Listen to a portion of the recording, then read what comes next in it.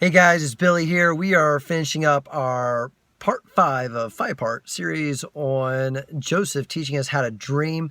And today we're going to talk about generational dreaming. I don't have a full grasp on this in my spirit, in my head, but I'm going to share with you just a little bit that God's kind of given me. And then, I don't know, maybe he'll speak some more to you. So, we know the story of Joseph. At the end of his time, he and his whole family are in Egypt. And he says this, he essentially plants a dream, like his dream has been realized, right? Everybody's bowed down to him. He has become a ruler, right? He's essentially like a prince in Egypt, and he passes on another dream. Like the dream doesn't die with him.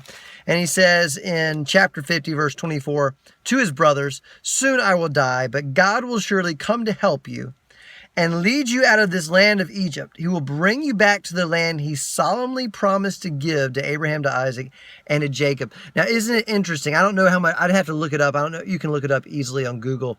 How much later, how many years passed that the people of Israel were in Egypt? And we know what happened, right? Right after this, we go into the book of Exodus. The people of Israel had grown so much that the new Pharaoh, who didn't know anything about Joseph, was starting to get scared. So he enslaved them, right? And then that's when another prince of Egypt rose up. Now, Moses was not the first prince of Egypt for Israel, right? It was Joseph, right? And then Moses was the second.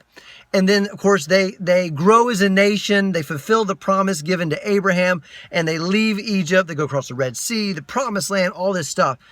Do you see that? Of course, it started with Abraham, all right? It started with Adam. But in many ways, this all started with Joseph's dream.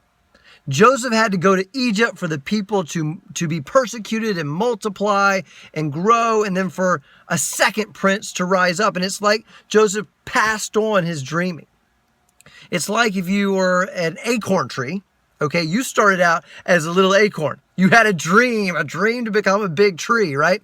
You'd grow into a big tree, as big as you can become, because that's what trees do. They grow as high as they can grow. Then you drop other acorns around, and out of the one comes many, right? Generational dreaming. So I'm going to wrap up and say this. You have a responsibility every day to dream and pursue the dream. To dream and pursue the dream, whether you ever get there or not. Because you are planting seeds, okay?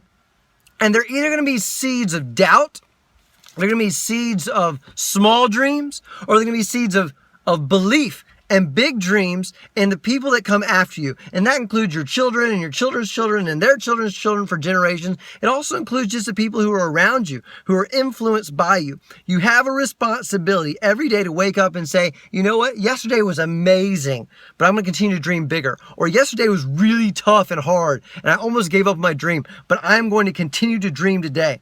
And then for the rest of the day, I'm going to pursue it in my thoughts, in my words, in my actions. We have a responsibility to dream, because just like Joseph, we don't know what will happen if we are faithful to our dreams and faithful to the one who gave them to us. It might just be that because every day you wake up and pursue your dream, have a dream and then pursue it, that what you are doing is planting seeds that go to the next generation, but then to the next generation and the next, and 3 or 4 generations from you, there is someone like Moses who rises up and does incredible things because you chose to dream and pursue it today.